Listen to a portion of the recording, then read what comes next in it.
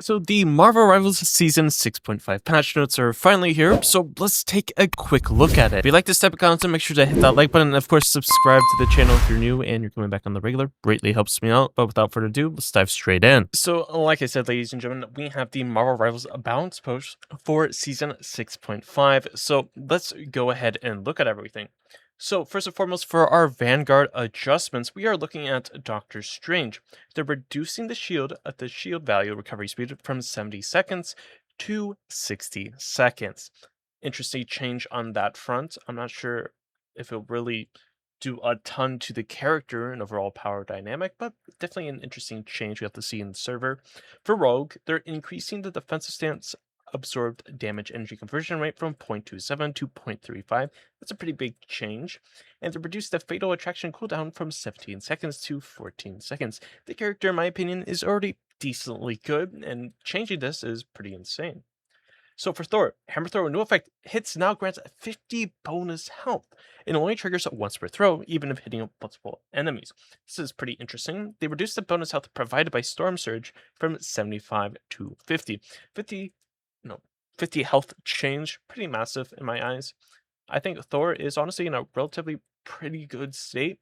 These changes will definitely be interesting to see in server, like I said. For Venom, they're actually increasing his base health by 15. 15? No, not 15, I lied. 25. I don't know how to math, but you get the idea. Pretty cool. I mean, that's fine, I guess.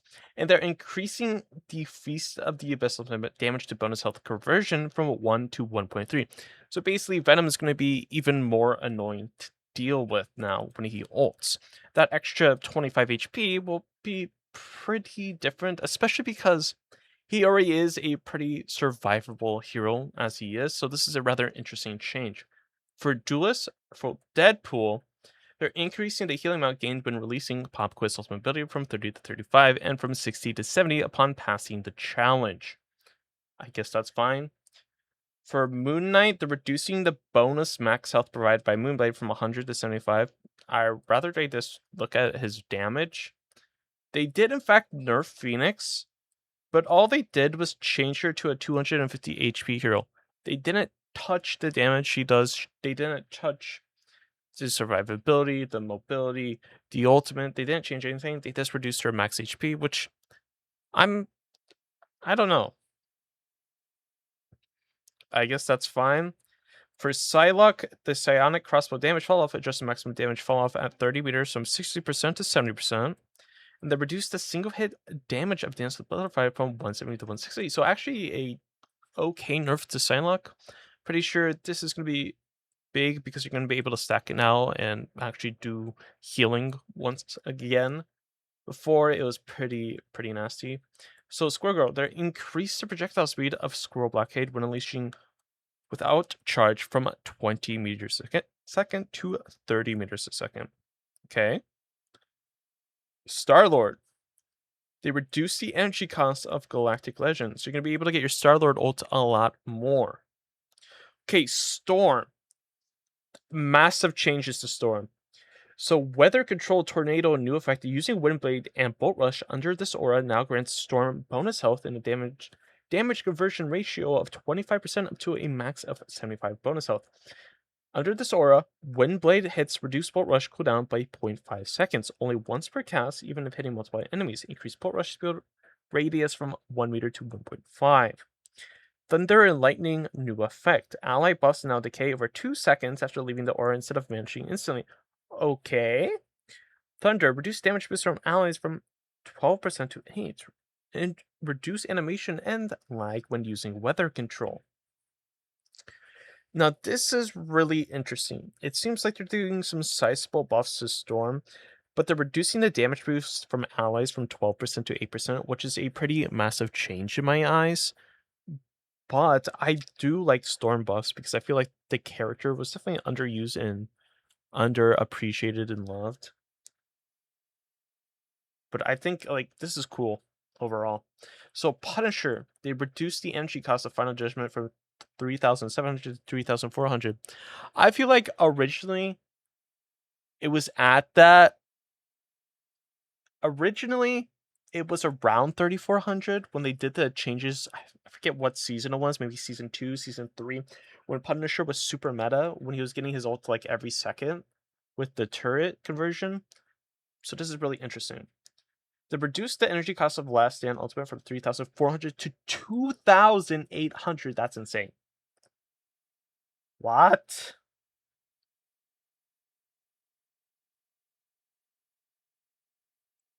So for Adam, they're buffing him. New ability, Adam can now enter flight mode at 10 meters a second for up to 4 seconds at full energy fully charged from 0 to max of 15. Adam can now hover and attack during the ability's duration for Soul Bond.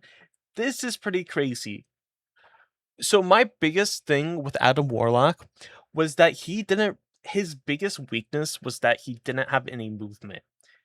And what I mean by that, he was one of the slowest characters in the game and was easily dove and jumped on. He couldn't really do it. But you had the self-appeal, you had the soul bond, you could easily 1v1 characters in a lot of different scenarios. But in certain circumstances while you're getting doved, you just can't really do anything. I think adding the fights is cool, but we have to see what it looks like in server eventually. So, Invisible Woman. They increased the cooldown of Force Physics from 8 seconds to 10. That's all they did. Okay. Sure. For Loki, they reduced the Mystic Missile charges from 12 to 10, so you only have 10 shots now. So I guess, in theory, your healing and damage over time is going to be a lot shorter. I mean, in the long run, when you think about it, because less ammo means you're going to be doing less damage, less healing, because you have that less ammo, which I think is fine. Ultron's increased imperative. Patch drone detach range from 30 meters to 35. That's fine. Overall, pretty decent changes. Some of them are a little bit questionable, but they're all right for the main heroes. Let me know what you think in the comments down below, like always. Now, we're going to be looking at the team-ups. So, they're removing the Fantastic Four team-up ability. Really? Okay. So, Elisa Bloodstone unwillingly joins the prank party. Monsters and baddies beware. The English girl is on her way with an upgrade from the Merc with a mouth mysterious bag of tricks. Issa gains the Bloodstone's boombox wallet's ability through her team up with Deadpool. Interesting. Gamma Charge. Hulk, Black Panther, and a Thing. The Thing joins Gamma Chaos and gains the Gamma Gauntlet's ability through his team up with Hulk. Very interesting to see how that is played out.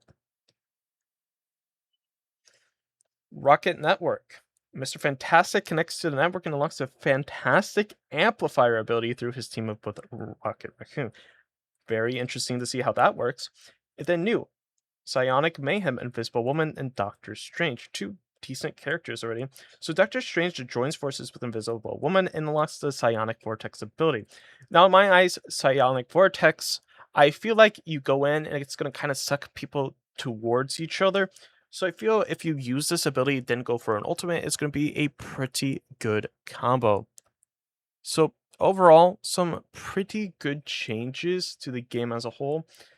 Some other characters were definitely needed to be looked at, but I think overall, actually decent patch notes. Not terrible, but fine. Like I said, let me know what you think in the comments down below.